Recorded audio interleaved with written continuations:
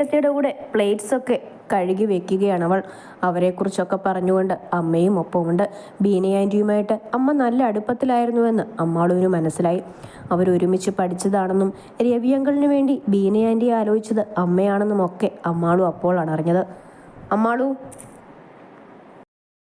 പെട്ടെന്നായിരുന്നു വിഷ്ണു മുകളിലേക്ക് അവളെ വിളിച്ചത്. ചെല്ലുമോളെ, നേരം ഒരുപാടായി, കിടന്നുറങ്ങാൻ നോക്ക്, കാലത്തെ കോളേജിൽ പോകേണ്ടതല്ലേ. മീര പറഞ്ഞതും അമ്മാളു വേഗം കൈ കഴുകി അടുക്കളയിൽ നിന്നും ഇറങ്ങിപ്പോയി. അവൻ കയറിപ്പോയി മോളെ. താൻ ചുറ്റിനും നോക്കുന്നത് കണ്ട് സിദ്ധുവേട്ടൻ പറഞ്ഞു. ഗുഡ് നൈറ്റ് ഏട്ടാ പറഞ്ഞുകൊണ്ട് അവളും മുകളിലേക്ക് കയറി ചെന്നു. അമ്മാളു മുറിയിലെത്തിയപ്പോൾ വിഷ്ണു തൻ്റെ ബാഗ് തുറന്ന് ഡയറി മിൽക്ക് എടുക്കുന്ന കാഴ്ചയാണ് കണ്ടത്. വാതിലടച്ച് കുറ്റിയിച്ച ശേഷം അവൾ തിരിഞ്ഞ് അവൻ്റെ അരികിലേക്ക് വന്നു. അപ്പോഴേക്കും അവൻ ഡയറി മിൽക്ക് പാക്കറ്റ് എടുത്ത് അമ്മാളുവിൻ്റെ നേർക്ക് നീട്ടി. ദാ, ഇത് നിനക്ക് വേണ്ടി മേടിച്ചതായിരുന്നു, എനിക്ക് വേണ്ട. അതെന്താ? ഞാൻ കുറച്ചു മുന്നേ പറഞ്ഞില്ലേ എനിക്കിഷ്ടമല്ലെന്ന്. നിനക്കിഷ്ടമായിക്കോളും, മര്യാദയ്ക്ക് ഇപ്പം ഇതങ്ങോട്ട് കഴിച്ചേ. ഇല്ല, കഴിക്കില്ല, അവൾ മുഖം തിരിച്ചുകൊണ്ട് പറഞ്ഞു. തീർച്ചയാണോ അമ്മാളു? അതെ. എന്നാ നിന്നെ കഴിപ്പിക്കുന്നത് കാണണോ? വിഷ്ണുവിനും വാശിയായി. എന്നെ ഇഷ്ടമല്ലാത്ത ആൾ മേടിച്ചു തരുന്ന ഡയറി മിൽക്ക് എനിക്കെന്തിനാ? നമ്മൾ തമ്മിൽ എന്തെങ്കിലും ബന്ധമുണ്ടോ? ഇല്ലല്ലോ. ഞാൻ ഭാര്യയാണെന്ന് പോലും ആരോടും മിണ്ടിപ്പോകരുതല്ലേ ഏട്ടനോട് പറഞ്ഞത്. എന്നെ എന്നാണോ ഏട്ടൻ അംഗീകരിക്കുന്നത് അന്ന് മതി, ഇനിയല്ല. പറഞ്ഞു തീരും മുന്നേ അവൻ ഇടം കൈ കൊണ്ട് അവളെ വലിച്ച് തന്നോട് ചേർത്ത് നിർത്തി. കൂടുതൽ സംസാരമൊന്നും വേണ്ട, പറയുന്നത് അനുസരിച്ചാൽ മതി. നിന്നോട് പലതവണ ഞാൻ പറഞ്ഞു കഴിഞ്ഞതാണ് ഇതെല്ലാം. മര്യാദയ്ക്ക് കഴിച്ചിട്ട് ഇവിടെ ഒന്ന് നീ അടങ്ങുള്ളൂ, അവളുടെ കാതിലേക്ക് മുഖം അടുപ്പിച്ചുകൊണ്ട് അവൻ പറഞ്ഞു. എന്നിട്ട് ചോക്ലേറ്റ് എടുത്ത് കയ്യിലേക്ക് കൊടുത്തു. പാവ അമ്മാളു. ശരിക്കും അവൾക്ക് സങ്കടം വന്നു. നിറഞ്ഞു തൂകിയ മിഴികൾ ഉയർത്തി അവൾ വിഷ്ണുവിനെ നോക്കി. എന്തൊക്കെയോ പറയാൻ ശ്രമിച്ചെങ്കിലും അവളുടെ അധരം വിറകൊള്ളുന്നത് കാരണം പിന്നീട് ഒന്നും പറയാതെ കൊണ്ട് പാക്കറ്റ് പൊട്ടിച്ച ശേഷം കുറേശ്ശെ എടുത്ത് വായിലേക്കിട്ടു. കഴിക്കുന്നുണ്ട് എന്ന് കണ്ടതും വിഷ്ണു പതിയെ പിടുത്തമയച്ചു. എന്നാലും അവൻ്റെ സാമീപ്യം അപ്പോഴും അവളുടെ അരികിൽ തന്നെയുണ്ട്. മുഴുവനും കഴിച്ചു തീർത്ത ശേഷം അവൾ പോയി വായും മുഖവും ഒക്കെ കഴുകി വന്നു. അപ്പോഴേക്കും വിഷ്ണു ബെഡിൽ കയറി കിടന്നു. അമ്മാളു അവൻ്റെ അരികിലേക്ക് ചെന്നു. ഈ കാലൊന്ന് മാറ്റിക്കേ, എനിക്കങ്ങോട്ട് കയറിപ്പോണം. ഇങ്ങോട്ട് കയറുന്നതിന് കാല് മാറ്റണമെന്നുണ്ടോ? ഉണ്ട് വിഷ്ണുവേട്ടാ. ഇക്കുറി അവൾക്ക് ദേഷ്യവും സങ്കടവും ഒരുപോലെ വന്നു. ഇങ്ങോട്ട് ചാടിക്കേറി പോരെ. ചുമ്മാ ഇളക്കാൻ വേണ്ടി പറഞ്ഞതാണെങ്കിലും അവനെ തോൽപ്പിച്ചുകൊണ്ട് പെണ്ണ് നിലത്തേക്ക് കടന്നു. ചുരുണ്ടുകൂടി മിഴികളടച്ച് കിടക്കുന്നവളെ കണ്ടതും വിഷ്ണു തലയിൽ കൈവച്ചു പോയി. ഇങ്ങനൊരു സാധനം. അവൻ എഴുന്നേറ്റു. വായിലേക്ക് ഉയരുന്നതറിഞ്ഞതും അമ്മാളു പേടിച്ചുപോയി. അപ്പോഴേക്കും അവൾ വിഷ്ണുവിൻ്റെ ഇരു കൈകളിലുമായിരുന്നു. അവൻ അവളെ എടുത്തുകൊണ്ടുവന്ന് ബെഡിലേക്ക് കടത്തി. എന്നിട്ട് അവളുടെ അടുത്ത് കയറി കടന്നു. അമ്മാളു, എനിക്ക് അനുസരിപ്പിച്ച് വളർത്താൻ നല്ലപോലെ അറിയാം. ഇവിടെ 3 കുട്ടികൾ വേറെയുണ്ട്. അവരോടൊക്കെ ഇടയ്ക്കൊന്ന് ചോദിച്ചാൽ മതി കേട്ടോ. പട്ടതിരിപ്പാട് പറഞ്ഞതുപോലെ നടന്നാൽ മതിയായിരുന്നു. എൻ്റെ ഈ നശിച്ച ജീവിതം തീർന്നു കിട്ടിയ പിന്നെ നിങ്ങൾ അനുസരിപ്പിക്കാൻ വരില്ലല്ലോ, അമ്മാളു പറഞ്ഞതും അവളുടെ ഇടുപ്പിൽ വിഷ്ണു ശക്തിയാൽ പിടിച്ചു മുറുക്കിക്കൊണ്ട് ചുവരിലേക്ക് അഭിമുഖമായി കിടന്നവളെ പിടിച്ചു നേരെ കിടത്തി. എന്നിട്ട് കൈകൾ രണ്ടും അവളുടെ ഇരുവശത്തുമായി കുത്തി നിരയുറപ്പിച്ചുകൊണ്ട് അമ്മാളുവിനെ നോക്കി. ഏത് കൊമ്പത്തെ ഭട്ടതിരി പറഞ്ഞാലും ശരി, നീ ഉടനെയൊന്നും മരിക്കില്ല, അതെനിക്ക് ഉറപ്പുണ്ട്. ഇവിടെ ഈ വിഷ്ണുവിനോടൊപ്പം കഴിയും ഇനിയുള്ള നിന്റെ കാലം മുഴുവനും, പറഞ്ഞുകൊണ്ട് അവൻ തൻ്റെ മുഖം അവളുടെ മുഖത്തേക്ക് അടുപ്പിച്ചു. പാവം കൊച്ച് കണ്ണുകൾ ഇറുക്കി അടച്ചുകൊണ്ട് മുഖം ചരിച്ചു കിടന്നു. ശ്വാസഗതി ഏറി വരുന്നുണ്ട്. അതിനനുസരിച്ച് മാറിടങ്ങൾ ഉയർന്നു താഴുന്നു. എവിടെ നിന്നോ കിട്ടിയ ശക്തി സംഭരിച്ചുകൊണ്ട് അവൾ വിഷ്ണുവിനെ തള്ളി മാറ്റി. ഓർക്കാപ്പുറത്തായതിനാൽ അവൻ വേച്ചു പോകുകയും ചെയ്തു. ചാടി എഴുന്നേറ്റ് ഓടാൻ തുടങ്ങിയതും അവൻ അമ്മാളുവിനെ പിടിച്ച് നെഞ്ചിലേക്കിട്ടിരുന്നു. എന്നെ വിട്ടില്ലെങ്കിൽ ഞാൻ ഒച്ച വെച്ച് ആളെ കൂട്ടും. അവളുടെ പറച്ചിൽ കേട്ടതും വിഷ്ണു ഉറക്കെ ചിരിച്ചു. ശേഷം അവളെ നെഞ്ചോടടക്കി പിടിച്ചു കടന്നു. അലറി വിളിച്ചുകൊണ്ട് അവൻ ചാടി എഴുന്നേറ്റു. വിഷ്ണുവിൻ്റെ നെഞ്ചിലേക്ക് അമ്മാളു ഒരു കടി വെച്ചു കൊടുത്തിരുന്നു. വിഷ്ണു എഴുന്നേറ്റ് തക്കം നോക്കി. അമ്മാളുവും ചാടിപ്പിരണ്ട് എഴുന്നേറ്റ് ബെഡിലിരുന്നു. ഈശ്വര, വേണ്ടിയിരുന്നില്ല, കഷ്ടം, നന്നായി വേദനിച്ചെന്ന് തോന്നുന്നു, അവൾ പിറുപിറുത്തു. കണ്ണാടിയുടെ മുന്നിൽ ചെന്നതുകൊണ്ട് ബനിയൻ ഊരി മാറ്റിയ ശേഷം പരിശോധിച്ചു നോക്കുകയാണ് വിഷ്ണു. ഡീപ് ഉറക്ക വിളിച്ചുകൊണ്ട് അവൻ അമ്മാളുവിൻ്റെ നേർക്ക് ചെന്നു. നീ ആരാണെന്നടി നിന്റെ വിചാരം? ചോദിച്ചുകൊണ്ട് അവൻ അമ്മാളുവിനെ നോക്കി പല്ലിറങ്ങി. മുഖം താഴ്ത്തി പിടിച്ചിരിക്കുകയാണ് അവൾ. മേലാടുത്ത തറവാട്ടിൽ ഈ വിഷ്ണുദത്തിൻ്റെ കിടപ്പറയിലെത്താനുള്ള എന്ത് യോഗ്യതയാണ് നിനക്കുള്ളത്? പഠിപ്പും വിവരം പോലും ഇല്ലാത്ത നിന്നെ എൻ്റെ തലയിൽ കെട്ടിവെച്ച എൻ്റെ അമ്മയോടാണ് ഞാൻ ആദ്യം ചെന്ന് 4 വർത്താനം പറയേണ്ടത്. ഓരോ വയ്യാവേലി, വന്നു കയറിയ സമയം കൊള്ളാം. പിന്നെ നിന്റെ ഭട്ടതിരി പറഞ്ഞതിൽ ഒരു തിരുത്തുണ്ട്. നീയല്ല ജാതകദോഷം കാരണം മരിക്കാൻ പോകുന്നത്. നിന്നെ കൂടെ കൂട്ടിയതുകൂടി ഞാൻ അടി, നീ കണ്ടോ? വിഷ്ണു പറയുന്നത് കേട്ടതും അമ്മാളുവിൻ്റെ മിഴികൾ നിറഞ്ഞു. വിഷ്ണു ഏട്ടാ, ഞാൻ വെറുതെ, സോറി. അവൾ വാക്കുകൾക്കായി പരുതി. നീ ആരാണെന്നാണ് നിന്റെ വിചാരം? എന്തടിപ്പൂല്ലേ? വിഷ്ണു അവളുടെ തോളിൽ പിടിച്ച് ശക്തിയിൽ കുലുക്കി. നിന്റെ പ്രശ്നം എന്താ? എൻ്റെ ഭാര്യയാണെന്നുള്ളത് കോളേജിൽ ആരോടും പറഞ്ഞില്ല എന്നതാണോ? ഞാൻ നിന്നെ അംഗീകരിക്കുന്നില്ല എന്നതാണോ? നമ്മുടെ കല്യാണം കഴിഞ്ഞുള്ളത് നാളെ തന്നെ നീ എല്ലാവരോടും പറഞ്ഞതാക്ക്. ഒപ്പം ഒരു നോട്ടീസ് ഇറങ്ങിക്കോ, നിന്റെ സങ്കടം തീരട്ടെ. പറയുന്നതിനോടൊപ്പം അവൾ കടിച്ച ഭാഗത്ത് മെല്ലെ അവൻ തിരുമുന്നുകൊണ്ട് മുഖം കുനിച്ചു നിന്നതല്ലാതെ അമ്മാളും മറുപടി ഒന്നും പറഞ്ഞില്ല. നശിച്ച ഒരു ജാതകദോഷം. ആ ഒരൊറ്റ കാരണത്തോടാണ് നീ ഇന്നിവിടെ നിൽക്കുന്നത്. പിന്നെ എൻ്റെ അമ്മയോട് എതിർത്തൊന്ന് സംസാരിച്ചാൽ എനിക്ക് ശീലവും ഇല്ലാതായിപ്പോയി. എത്രയെത്ര ആലോചനകൾ വന്നതാണെന്ന് അറിയാമോ? ഏതെങ്കിലും ഒരുത്തൻ തോളത്ത് കൈവച്ചാൽ പോലും പ്രതികരിക്കാൻ അറിയില്ല, നിന്ന് കൊടുക്കും. കുറച്ചു മുന്നേ വന്നിട്ട് പോയ രവിയങ്കൾ അവരുടെ മൂത്ത മകളെ എന്നെ കൂടി വിവാഹം കഴിപ്പിക്കണമെന്ന് 1000 ആവർത്തിയെങ്കിലും അച്ഛനോട് പറഞ്ഞ് നടന്നതാണ്. അതുപോലെ എത്രയെത്ര പേര്. ഒടുക്കം കിട്ടിയതോ യാതൊരു വിവരവും ബോധവുമില്ലാത്ത സാധനത്തിന്. നിന്നേക്കാൾ ഒരുണ്ട് എൻ്റെ ഋഷിക്കുട്ടന്. വായിൽ വന്നതെല്ലാം ഉറക്കെ വിളിച്ചു പറഞ്ഞുകൊണ്ട് വിഷ്ണു വീണ്ടും ബെഡിലേക്ക് കയറി കിടന്നു. ദേഷ്യം കൊണ്ട് അപ്പോഴും അവനെ വിറച്ചു. അമ്മാളുവിന് സങ്കടം വന്നിട്ട് വയ്യ. എന്തൊക്കെയാണ് വിഷ്ണുവേട്ടൻ തന്നെക്കുറിച്ച് പറഞ്ഞത്? അതിനു മാത്രം എന്തെങ്കിലും തെറ്റ് താൻ ചെയ്തോ? വിഷ്ണുവേട്ടന് താനൊരു ബാധ്യതയായി.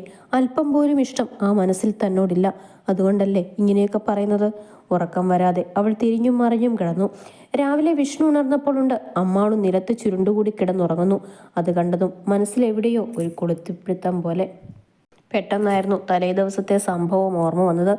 ഒപ്പം തൻ്റെ നെഞ്ചിലേക്ക് അവൻ്റെ മിഴികൾ നീണ്ടു. വേദനയൊക്കെ പോയി, എങ്കിലും കരിനീലിച്ച് കിടക്കുന്നു. അവൻ എഴുന്നേറ്റ് ലൈറ്റിട്ടു. മുറിയിൽ പ്രകാശം നിറഞ്ഞതും അമ്മാളു ചാടി എഴുന്നേറ്റു. പെട്ടെന്നാണ് കൈയും കാലും ഒക്കെ തണുത്തു മരവിച്ചാണ് ഇരിക്കുന്നത് എന്ന് അവൾക്ക് തോന്നിയത്. വിഷ്ണു എഴുന്നേറ്റ് വാഷ്റൂമിലേക്ക് പോയപ്പോൾ അവൾ ബെഡിലേക്ക് കയറി ചുരുണ്ടുകൂടിയിരുന്നു. നിലത്ത് കിടന്ന് ഉറങ്ങിയിട്ടാണോ അതോ ഒരുപാട് കരഞ്ഞിട്ടാണോ എന്നറിയില്ല. വല്ലാത്ത തലവേദന പോലെ. കുറച്ചു സമയം അവൾ അങ്ങനെ തന്നെ കിടന്നു. എന്നിട്ട് മെല്ലെ എഴുന്നേറ്റു.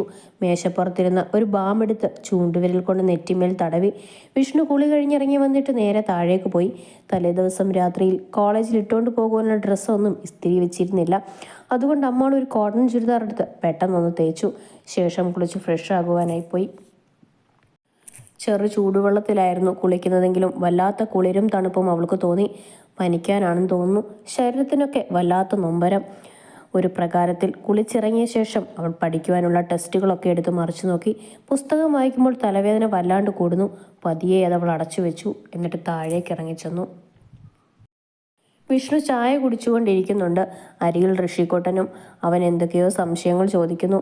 വിഷ്ണു വളരെ ആലോചനയോടുകൂടി അതിന് മറുപടിയും നൽകുന്നുണ്ട്. ഗുഡ് മോർണിംഗ് ചേച്ചി. മാളവിനെ കണ്ടതും ഋഷിക്കോട്ടൻ ഉറക്കെ പറഞ്ഞു. മറുപടിയായി അവളൊന്ന് ചിരിച്ചതേ ഉള്ളൂ. പെട്ടെന്ന് വിഷ്ണു അവളെ ഒന്ന് നോക്കി. കുനിഞ്ഞ മുഖത്തോടുകൂടി അടുക്കളയിലേക്ക് കയറിപ്പോകുന്ന ആ മാളുവിനെയാണ് അവൻ കണ്ടത്. എന്തു പറ്റി മോളെ? മുഖമൊക്കെ വല്ലാണ്ടിരിക്കുന്നു. നീ കരഞ്ഞോ? മീര അവളുടെ അടുത്തേക്ക് വന്ന് നെറുകയിൽ തഴുകി. വല്ലാത്ത തലവേദന. ഇനി പനിക്കാനാണോന്നറിയില്ല. എന്നാൽ പിന്നെ ഇന്ന് കോളേജിൽ പോകണോ? പോയേക്കാം ഏട്ടത്തി. നാളെയും മറ്റന്നാളും അവധിയല്ലേ. എന്തേലും ക്ഷീണം വന്നാൽ വിഷ്ണുവിനെ വിളിച്ചാൽ മതി കേട്ടോ. അവൻ അങ്ങോട്ട് കൂട്ടിക്കൊണ്ടു പോരും. പ്രഭ പറഞ്ഞതും അവൾ തലകുലുക്കി.